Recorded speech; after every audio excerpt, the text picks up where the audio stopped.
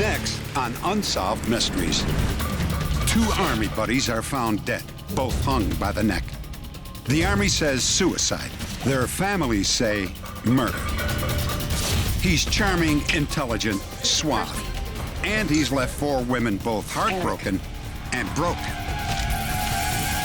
At this lonely intersection in Nebraska, a young man and woman vanish into thin air.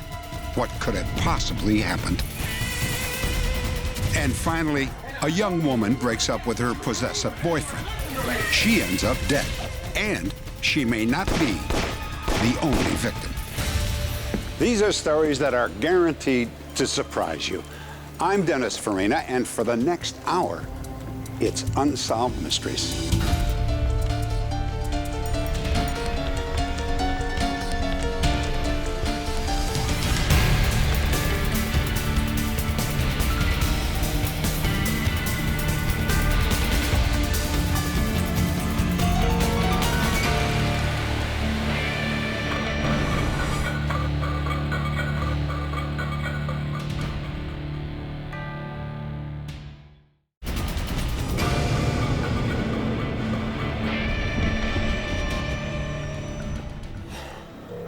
The National Cemetery in Little Rock, Arkansas, is the final resting place for hundreds of soldiers, sailors, and pilots. Two men buried here are at the center of a mystery that has no easy answers. The Army says that both men killed themselves, but their families say that the Army is dead wrong. Mike didn't have nothing to die for, no more than Billy had to die for. Neither one of them committed suicide. They didn't do it. Billy Ray Hargrove and Mike Carmichael led similar lives. Both had planned careers in the military since they were kids. Both joined the Army in their teens, and both married Korean women while stationed in the Far East. They became best buddies as they climbed through the ranks. During Operation Desert Storm, Billy and his outfit were sent to Saudi Arabia. However, the conflict ended before their platoon saw any action.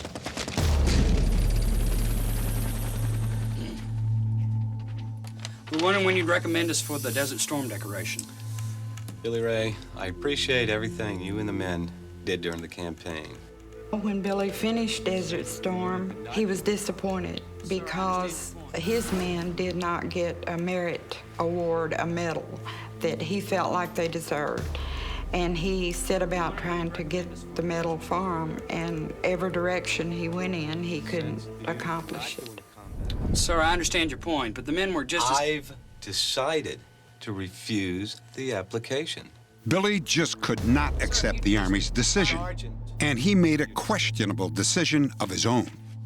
Yes, sir. He forged his superior's signature on the appropriate documents. A short time later, his men received their medals. A few months later, he arrived in Korea for another tour of duty. Sergeant Hargrove? Yes, sir. I'm here to place you under arrest for treason. Willis, remove the Desert Storm commendation.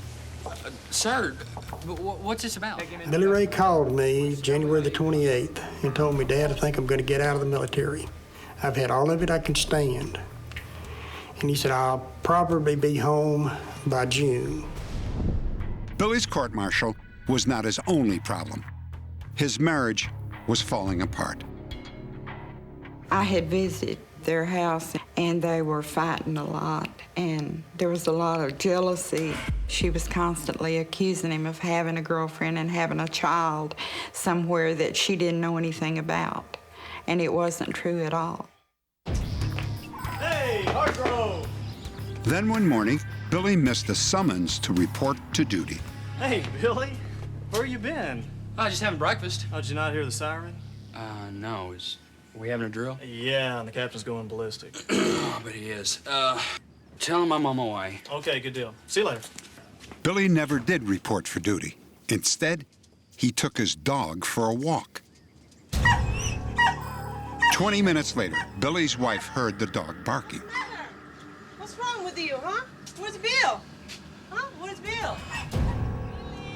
She found Billy hanging inches from the ground by an elastic parachute string. A suicide note was found in his pants pocket. It read in part, My life is really screwed up now, and I just don't know how to fix it. I've been thinking a lot about taking my life for a long time now. I looked at the writing, and I did not believe it was his writing. It did not look to me like his writing. The Army acknowledged that the suicide note might not have been in Billy's handwriting. Even so, they ruled his death a suicide. They concluded that he had been depressed about his upcoming court-martial and his divorce. He was not the type person to commit suicide, no matter what, especially putting a rope around his neck. I just could not believe it, and I still don't believe it. Something happened to him, but he did not commit suicide. The autopsy report also contained evidence that it might not be suicide. Billy had cuts and abrasions on his face, hands, and knuckles. That would indicate to me that someone had been in a fight, but the military, in their report, didn't question anyone or ask where the scratches come from. They just ignored them. When Billy Ray Hargrove was laid to rest, one of the mourners at his funeral was his friend, Mike Carmichael. I do know that there was one part of the scripture. And when I finally did meet Mike, it was at Billy's funeral, when he brought Billy's body back home. Fear no evil, for thou art. And he told me, he said, Harv said, we'll give them hell. We're going to make them pay, the SOBs, pay for what they done. After the service, Mike returned to the Hargroves' house with Billy's family. He looked at me and he promised, and he told me if it was the last thing he ever did, he was going to find out what happened to Billy Ray. Just don't do anything until you hear from him. But 6 weeks later, Mike would also be dead. Mike's uncle Oscar served in the Marines for 20 years. He is now suffering from emphysema, but in our interview, said that Mike believed there was a larger conspiracy involved. There had been 3 other Army personnel there in Korea that had supposedly committed suicide.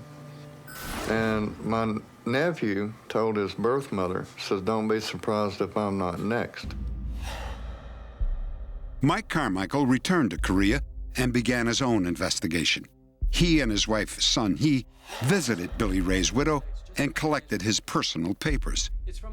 Included was a letter Billy wrote to his father a few days before the hanging.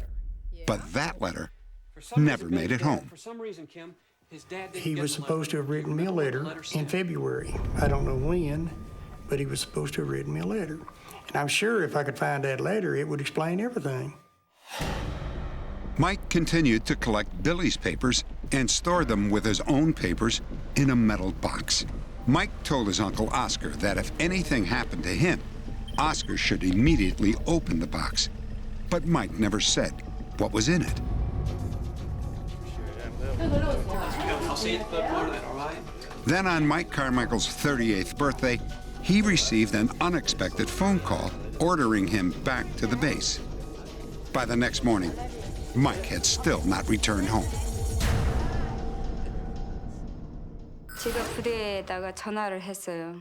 On Sunday morning, I called the Army base to find out where my husband was. I talked to a security guard. I was told that he did not see my husband.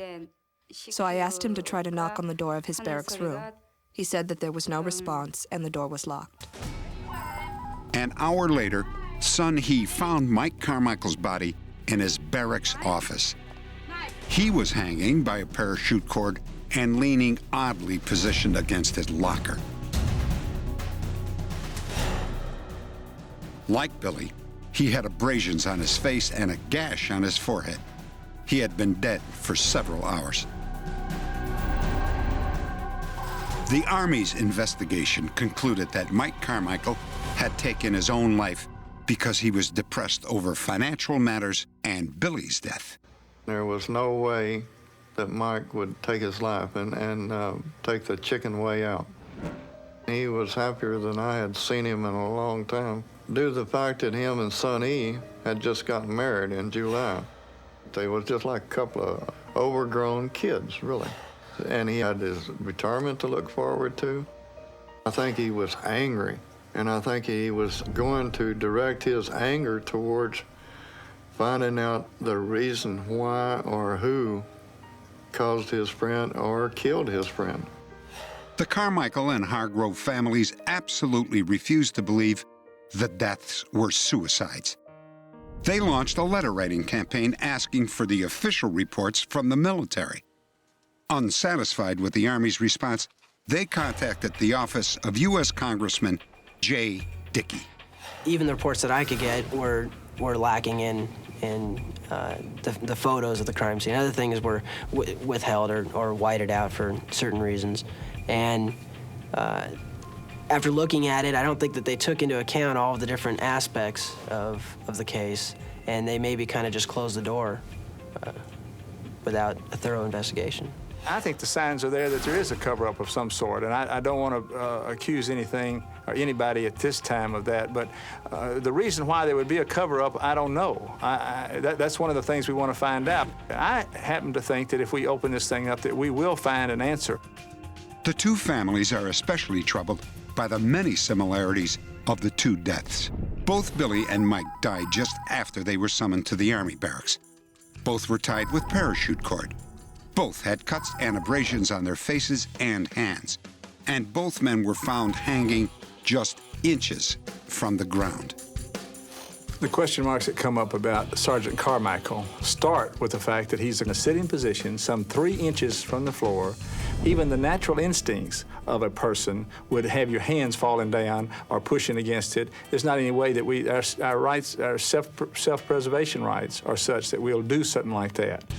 This is the official crime scene sketch from the U.S. military investigation. Noted in the drawing was the metal box that contained Mike and Billy's personal papers.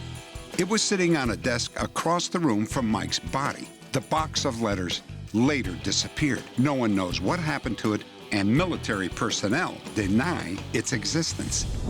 The men's families suspect a cover-up. I believe in Billy Ray's case and in Mike's case too, something had to be going on that wasn't right, something that they found out about or knew about or maybe was going to expose, and they were gotten rid of. A congressional hearing upheld the Army's finding of suicide. They found that Mike had choked himself with a rope while sitting on the ground. Billy's mother says the hearing was just a formality, put on for show. She insists the two buddies were murdered. If you have any information that could shed some light on this case, please log on to our website at unsolved.com. Next, a con man uses investment schemes, a phony identity, and the art of seduction to trap his female victims.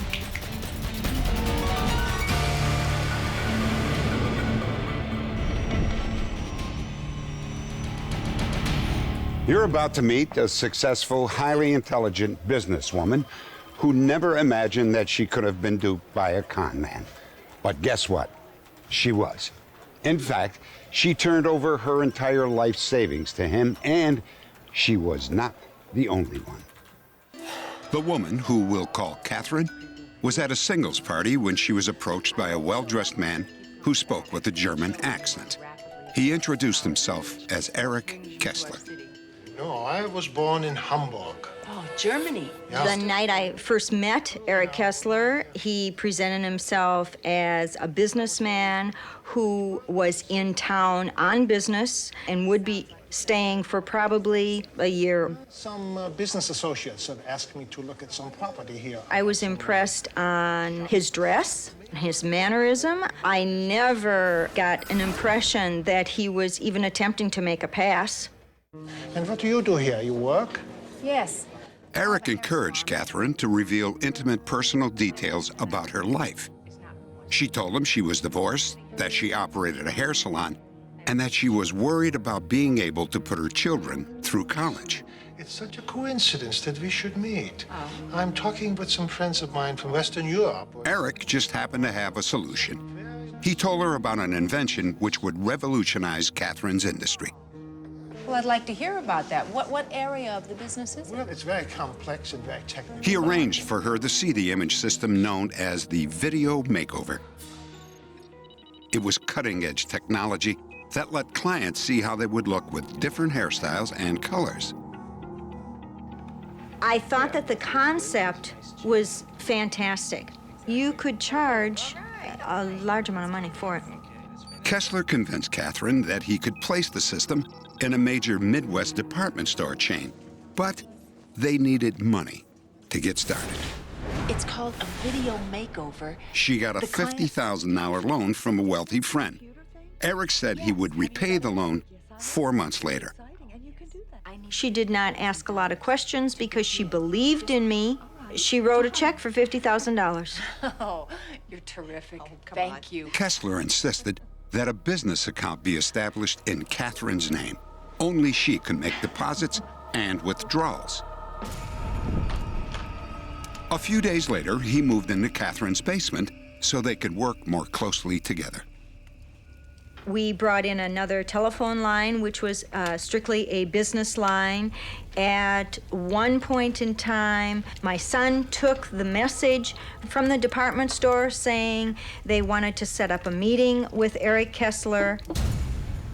He was very convincing. Before long, Eric began to romance his new partner. When Eric Kessler came into my life, it never occurred to me that the man was a con artist because I certainly assumed that I would recognize that.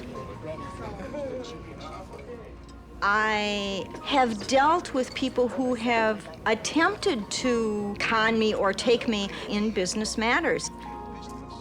The fact that Eric also made me feel that he was in love with me also put me off guard. 3 weeks later, Eric's conquest was complete. He surprised Catherine with a special gift. Eric, I have a gift for you. what in the world have you done? One day when I came home from work, there was a king-size bed in my bedroom. And he had made the decision that it would be much easier if he could have the office downstairs and didn't have to use it also as a bedroom. And his way of doing that was to bring in a king-size bed. Do you like it? I love it. Good. Thank you. Kessler started controlling every part of Catherine's life. It makes you feel good. Yes. It makes you feel confident. Decisions about wardrobe, makeup, jewelry, they were all made by Kessler. And we are confident people. I did get to the point that I was not confident. I mean, I wouldn't have bought a pair of earrings at that point because I didn't think that I was capable of doing it anymore. On a 24-month closed-end lease agreement, Eric even convinced Catherine to lease a high-priced Cadillac with all of the options. Erica, I don't think this is a good idea. I don't think we have $500 a month to spend on My this. dear, this is a taxable deduction. Why can't you make an intelligent business decision? Then, Kessler started asking Catherine for large cash advances. We have accountants, we have business managers, we have lawyers, we have tax consultants. He claimed some of their suppliers would not accept checks. When the loan money ran out, Eric convinced Catherine to put $20,000 more of her own money into the business. And that's when the truth finally began to dawn on Catherine. I didn't know who I was more angry with, myself or Eric. All we had done is spent money. It had not been spent wisely. Here I am as a businesswoman, and I have blown it. I mentioned to him that I thought that he was a con man, and I had thought about going to the police. He said, "What good would it do you? You got the money. You signed all of the checks. You agreed to all of the decisions that were made. There is nothing that ties me in. It is your word against mine. We have to talk. Eric moved out of Catherine's apartment. The day he was supposed to repay the loan, she met him at a bar to ask for the money. Account. I have a check coming by special courier tomorrow morning at 9 a.m. for $50,000. And if they don't come, what then? It will be here, and you will write a check. Emotionally, I was exhausted. I wanted to believe that I was going to get money. Down deep, I didn't believe it, but that was the only thing I had left. I had to hope that the check was going to be there. I met my benefactor that night. I wrote the check. I was very hesitant if it all was going to come through. Hello? I've got to talk to Eric Kessler. Where is he? I don't know. Who is this? This is Andy down at Irishman's Pub. He bounced a check in here last night for $1,000, and I want to know where... When the bartender called me the next morning, I knew right then and there it was all over. Catherine lost more than $75,000. She was unable to pay back her benefactor, and she was forced into bankruptcy. Update. After the broadcast, a viewer called us to report that Eric Kessler's real name was Edward C. Maynard and that he was staying at a motel in Houston, Texas. The FBI closed in and arrested Maynard on charges of forgery and theft by fraud. But Maynard posted bail and then skipped his court hearing. When we reran the story, a viewer in Michigan recognized Maynard. She contacted the police and he was arrested again. This time, Edward C. Maynard ended up serving 5 years in prison. Next, a man stalks, then kills his ex-girlfriend. Police believe he's killed before and could kill again.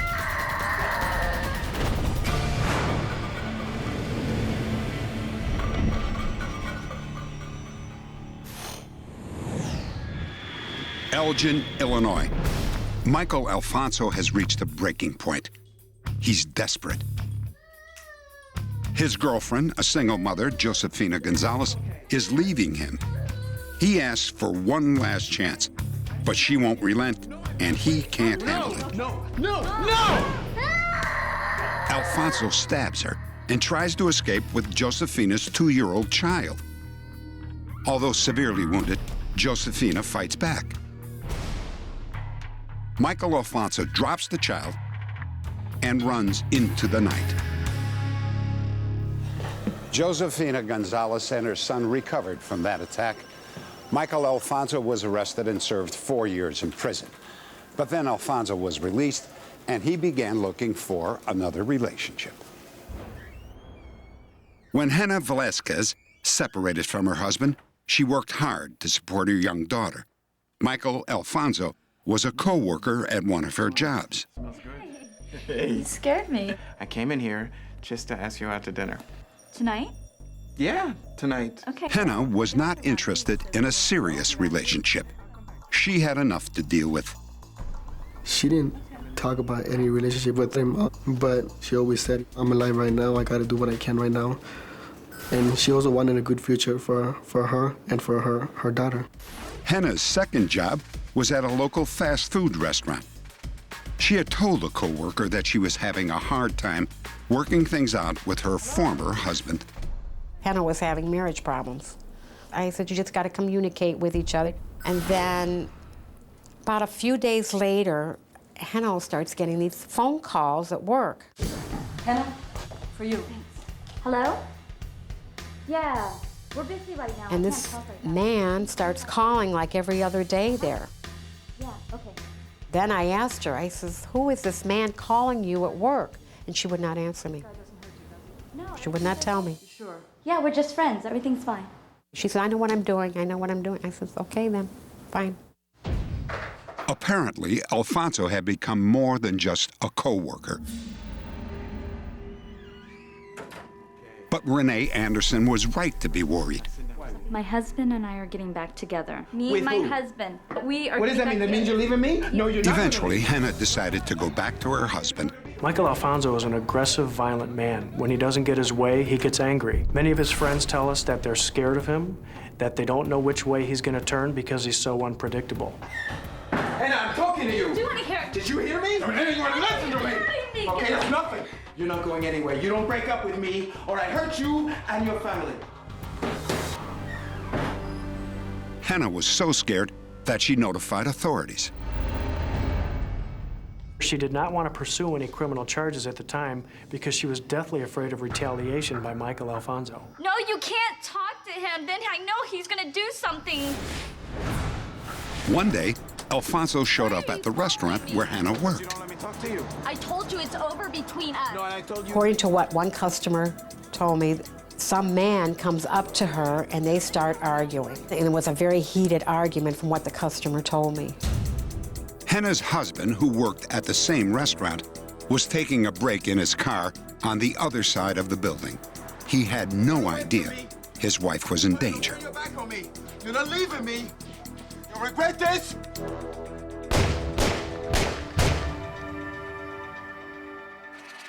One of the witnesses was in an automobile waiting in the drive-through line for food.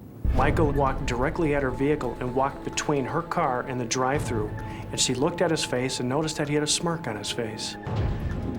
There was a person that noticed a black Firebird type of a vehicle drive away at a high rate of speed.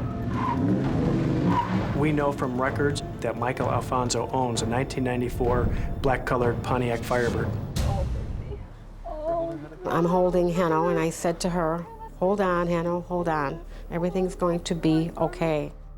28-year-old Hannah Velasquez was pronounced dead shortly after being taken to a hospital.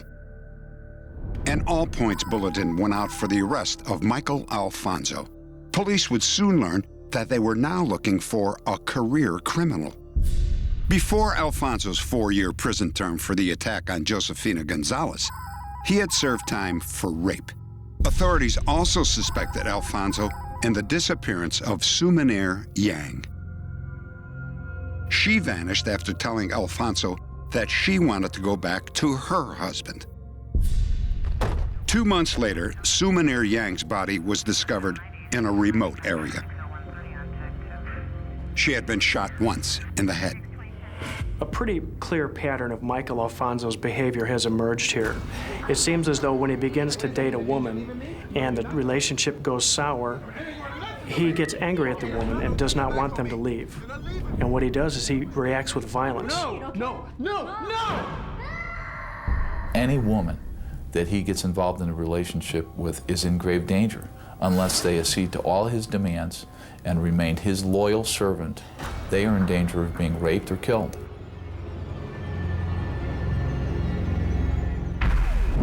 Update. Over 2,000 miles from Elgin, Illinois, in Veracruz, Mexico, Michael Alfonso was arrested. After 3 years on the run, he was deported to the United States. To avoid the death penalty, Alfonso pleaded guilty to the murders of both Hannah Velasquez and Sumanir Yang. He was sentenced to 3 life terms without the possibility of parole. Next, an explosion blasts the church into smithereens. How did the church choir manage to escape a fiery death?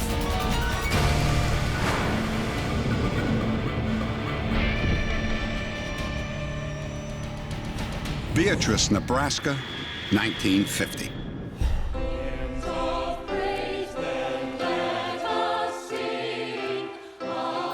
This is an area where people take their religion very seriously.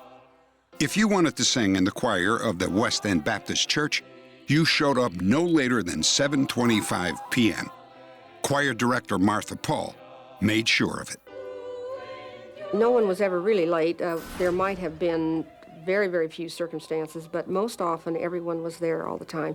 I really can't think of a time that anyone came late. Very nice. See you Sunday and next week at 7:15.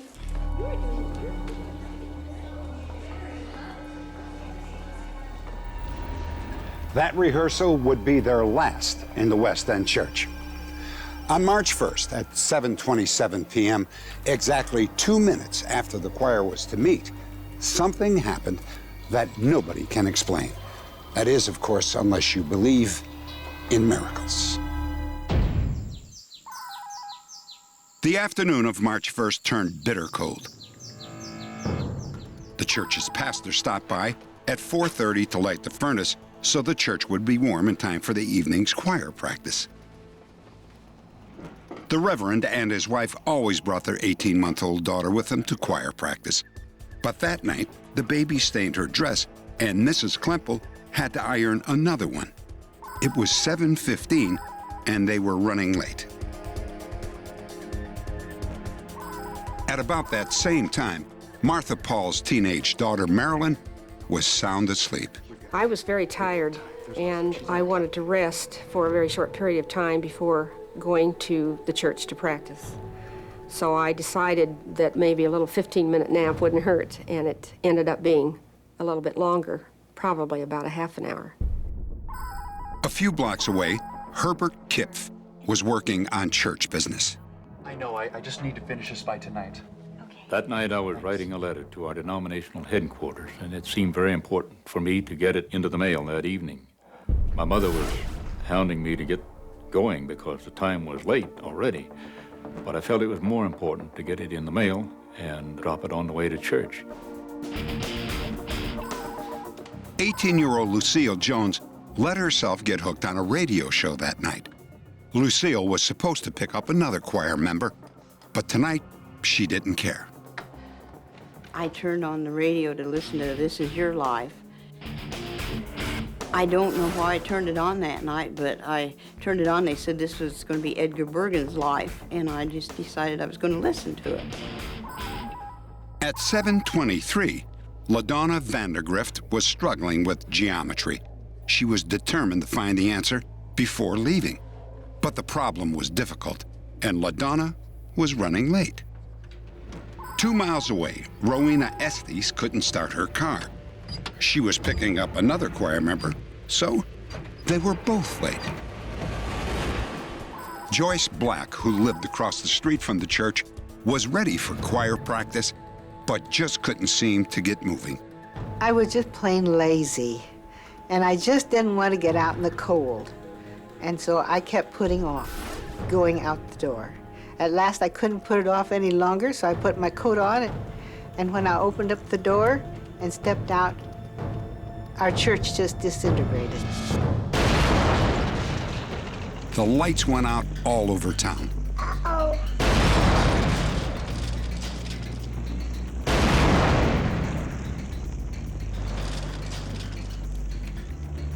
What really impressed me was our sheet music and our songbooks. Flying through the air, we had a lot of those things. It was really something to see.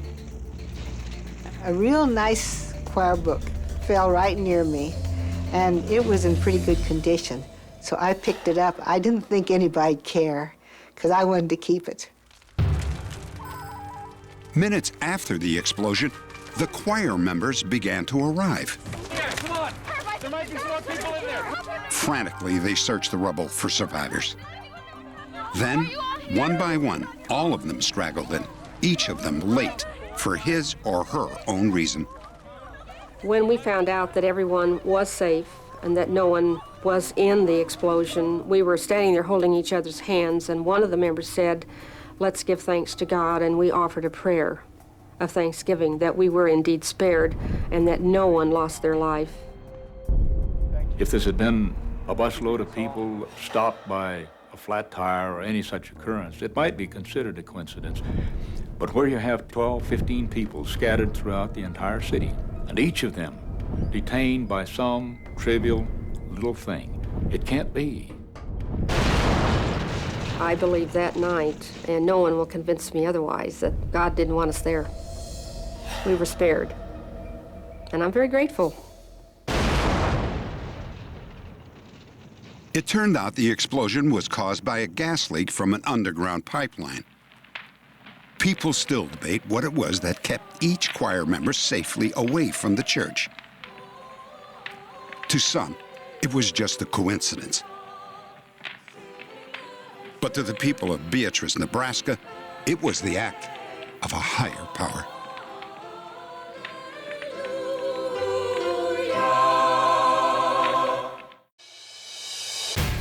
Next, two friends take an afternoon drive. By midnight, they have disappeared without a trace. Even their car has vanished.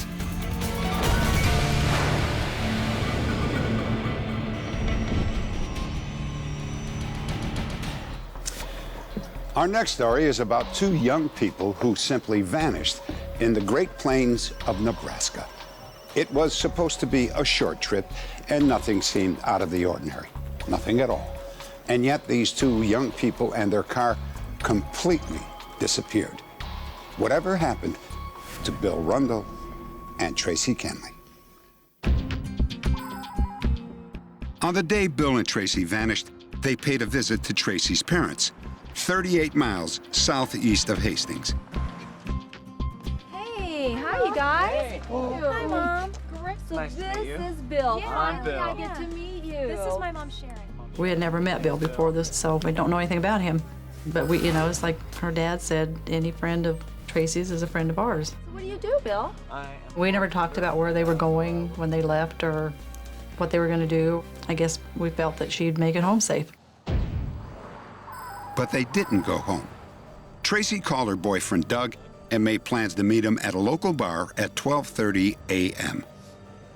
I'm just leaving my parents' house with Bill. What are you going to do after work? Tracy and Bill were never heard from again.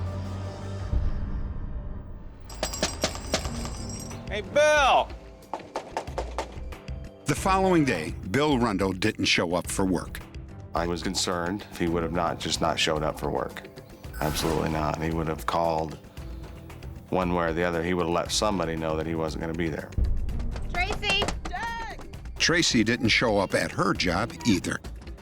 I knew it was pretty serious because Tracy, if she wasn't going to go to work, the first thing she'd do would be to call into work and let them know that she was sick or whatever. The first thing I did was just hop up and head out the door and start looking. I didn't know what to think. I didn't know what to think at all. When Tracy didn't answer her phone, her parents reported her missing. Police pinpointed Tracy's location at the time of the call through cell phone records. It was a junction in the road 16 miles east of Hastings. They organized the search of the 30 square miles around the intersection. There was no sign of Bill, Tracy, or the Jeep. A lot of dedicated individuals came out and searched for 2 solid days. Some areas were searched 2 and 3 times. I believe in a 30-mile circumference, we've done a very thorough job of searching. Not finding anything with as many searches as we've had, you would think you'd find something. There's just nothing. Nothing. Police began to wonder if Bill and Tracy had run off together. At the time that he disappeared, he was really lonely. From what I know of Tracy, she was a really sweet person, and I think that Bill was probably really attracted to that as a friend, and that at that point he did need a friend. And I think maybe they needed each other. Tracy's a very responsible person. There was no way that she would run away from her responsibilities. She was very close to her parents. She was close to me.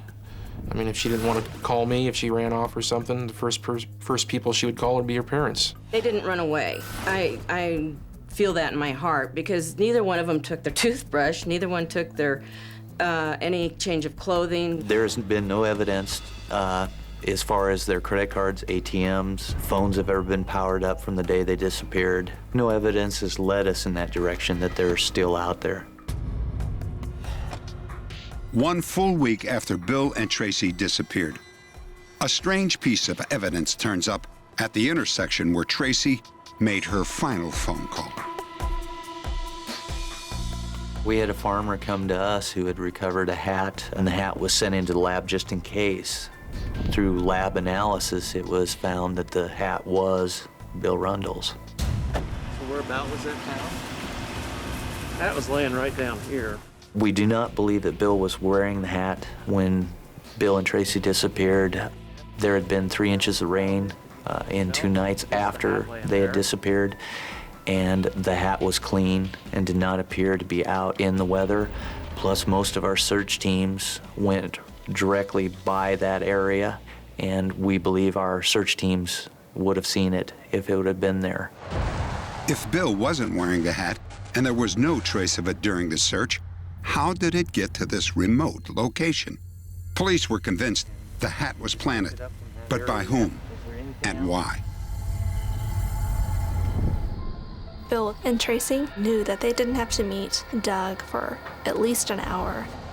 It would have been very normal for Bill to find a place to pull over, maybe pulled into a shaded area and just opened up a few beers and talked. Another theory is foul play. Nebraska is an area where you travel through to get from the east or the west.